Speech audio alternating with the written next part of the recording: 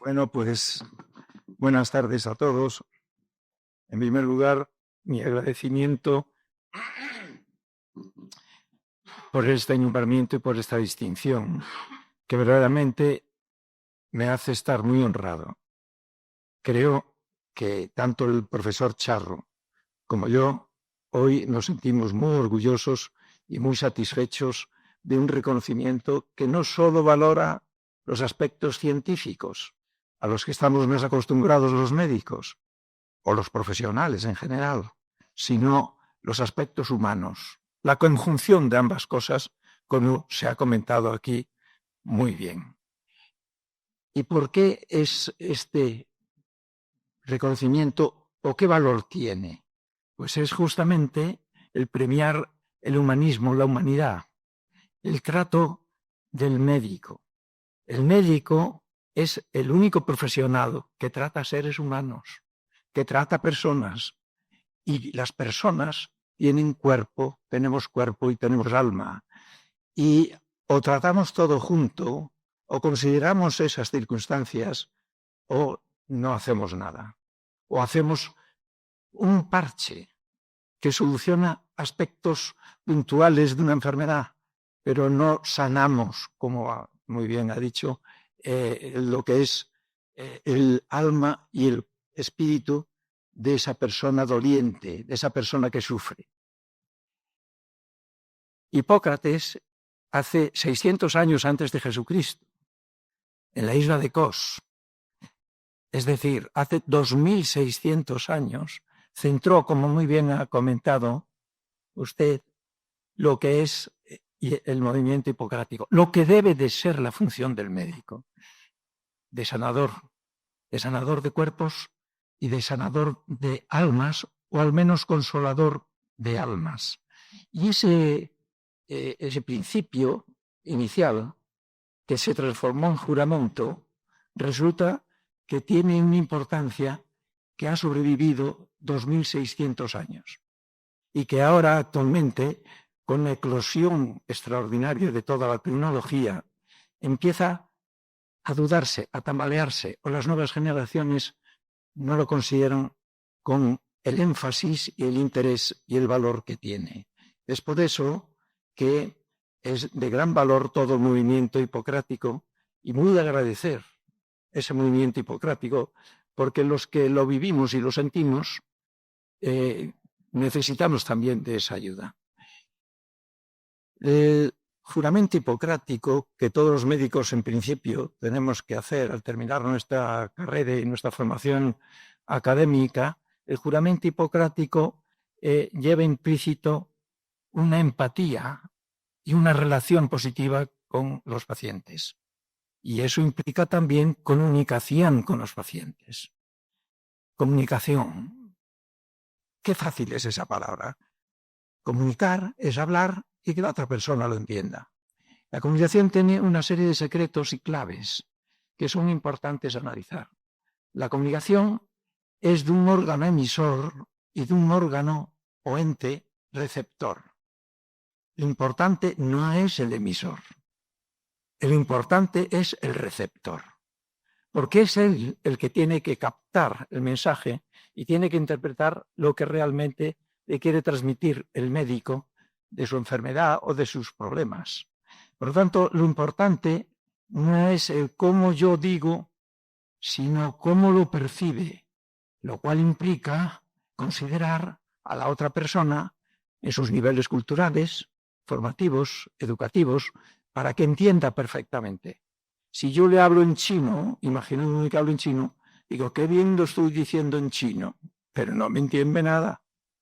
Tiene que recibir el mensaje y calibrarlo correctamente. Es por eso que además tiene una serie de implicaciones. Podemos poner la primera diapositiva. Perdón. Sí. En esta primera diapositiva vemos aspectos de la comunicación. Los aspectos de la comunicación, como podemos ver en la diapositiva, son unos de tipo verbal y otros de tipo corporal. Bueno, pues hay un estudio científico que nos habla de los valores de este tipo de comunicaciones. Curiosamente, el valor verbal es lo que se dice, es mínimo, es un 7% de lo que nosotros emitimos. Mucho más importante es cómo se dice, cómo se entona, cómo se sintoniza. Hay que sintonizar lo que se dice y lo que percibe el paciente. Y luego una cosa que pocas veces le damos importancia e interés, que es el lenguaje corporal.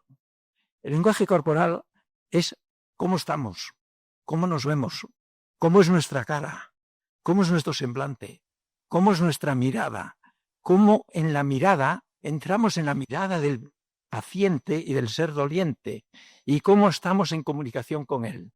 Pues eso es más de la mitad de la transmisión de un mensaje, 55%. Si nos fijamos bien, entre el lenguaje corporal y la forma en que expresamos, es el 93% de nuestra transmisión. Y por lo tanto, eso o lo tenemos en cuenta o la cosa tiene mucha menos importancia. Esto se ha estudiado más recientemente y hoy en día la Asociación Americana de Escuelas de Medicina, y ponemos la Asociación Americana de Escuelas de Medicina de Estados Unidos, que es el paradigma de la enseñanza de la medicina, pues dice que hay que enseñar la comunicación, que recomiendan todas las universidades enseñar la comunicación. Y la comunicación con los pacientes, la comunicación con otros colegas, la comunicación con médicos. Esto es la importancia tan grande que tiene. Otra cosa ya es pasando a la aplicación médica. Yo soy pediatra y soy especialista en cuidados intensivos pediátricos, como se ha comentado, y entonces el trato con los niños y con las familias es un trato que debe ser muy especial, con una sensibilidad y una atención muy especiales. Y a su vez se puede aplicar en dos campos, en el campo de las consultas o en el campo de la hospitalización.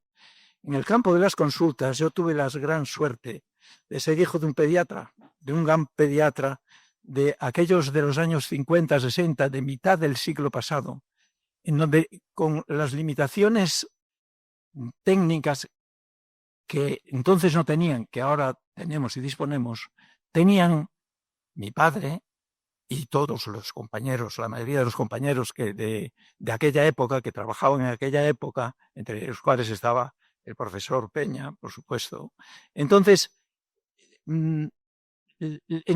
tenían una relación personal con los pacientes que era extraordinaria. Y yo tuve la suerte de, como mi padre era pediatra, cuando yo tenía 17 años, empezaba la carrera de medicina, ir a acompañarle a la consulta. Estaba de monaguillo por allí. Me movía y me estaba viendo y miraba y absorbía todo lo que hacía.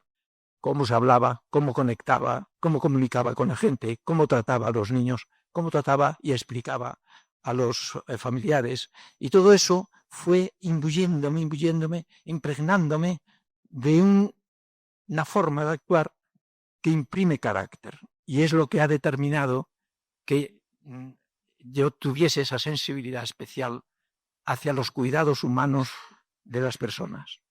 Otros aspectos más importantes en los cuales he desarrollado todo mi trabajo ha sido la tarea hospitalaria. Y en la tarea hospitalaria hay factores positivos como es la sensibilidad positiva hacia los niños y carácter negativos como pueden ser el que tenemos una invasión tecnológica. ¿Es mala? No. Es muy buena, pero hay que saber utilizarla bien. Entonces, en la siguiente diapositiva, no, es al revés. En la siguiente diapositiva vemos, por ejemplo, el área en el que yo he trabajado, cuidados intensivos pediátricos, como tan generosamente se ha expuesto de que yo había trabajado ahí, en el Hospital Infantil La Paz.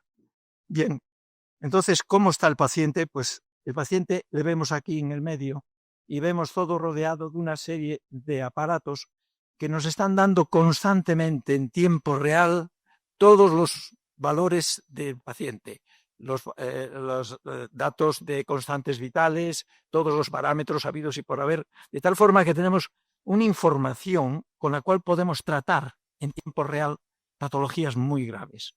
Quizás lo más paradigmático es un cuadro de shock, un niño. En un cuadro de shock o se trata o el niño se muere inmediatamente. Y con esto sí que podemos ir matizando este tratamiento, el otro, hasta sacar al niño adelante y a verle bien. Por lo tanto, la tecnología es enormemente positiva y importante, pero lo que no debe de ser es la atención al niño en función de la tecnología. Y quien dice niño, dice el adulto o el anciano. Entonces, lo que debe de ser no es esa atención en ese aspecto, sino esta otra. El niño es el grande, el que está en el centro, es lo importante. Todo lo demás es accesorio y son los mismos parámetros que antes. ¿Qué significa? Que toda la tecnología está supeditada al valor del niño. La debemos de interpretar como un medio, no como un fin. Y por lo tanto, eso es lo que debe de definir claramente nuestra relación. Esto es el gran ejemplo. ¿Por qué ocurren estas cosas? Fundamentalmente los médicos jóvenes se ven enormemente admirando y atraídos y subyugados, fascinados por lo que es el avance tecnológico. Y ahí es una equivocación. Por eso es la derivación que lleva hacia la tecnología en los últimos tiempos. Y por eso es la reacción tan positiva del movimiento hipocrático, porque intenta compensar, porque ese equilibrio que se ha comentado aquí se estaba desequilibrando en favor de la tecnología. En favor no, en peor de la atención al médico, pero en supervaloración de la tecnología. La tecnología siempre está al servicio y debe de ser supeditada al médico. Y el médico es el que debe de tener esa atención a los niños. Pues bien, esto hay que enseñarlo también desde el principio. En las universidades, en las facultades de medicina de España y de la mayoría de los países del mundo, que yo sepa, no se enseña como una asignatura todo lo que es la relación humana con los pacientes. Y eso es un error. Eso es un error que hay que conocer. Porque formamos a unos médicos técnicamente y profesionalmente muy bien preparados. Les pones en un sitio, llega un paciente. ¿Y ahora qué hago yo con este? ¿Y ahora qué hago yo con este? ¿Cómo le trato? ¿Qué le pregunto? ¿Cómo empatizo? ¿Qué atención le hago? Y entonces todo eso es lo que hay que enseñar. Porque hasta ahora eso se va celebrando en lo que es la hospitalización a través del sistema MIR, a través de los residentes, ahí se va aprendiendo. La institución residente, médico residente, es una institución extraordinaria, magnífica, que prepara a los médicos en todos los aspectos.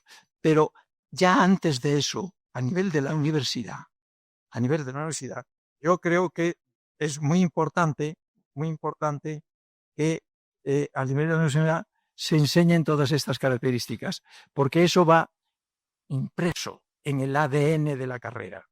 Y entonces eso hace que los médicos que estemos formando sean médicos con preparación doble, la profesional y la humana. Y ambas cosas equilibren ese buen hacer del médico, porque ese hacer del médico es lo más grande que tiene la medicina. La atención al paciente como paciente. Y eso es lo que debemos de inculcar desde que comienzan la formación de medicina. Y eso es lo que yo quería decir. Movimiento Hipocrático, muchas gracias, porque es un reconocimiento que viene muy bien para compensar esa gran impronta de la tecnología, para equilibrarla, no para hacer desaparecer la tecnología, para equilibrarla, porque ambas cosas son perfectamente compatibles hoy, como lo fueron en los tiempos de Hipócrates. Muchas gracias.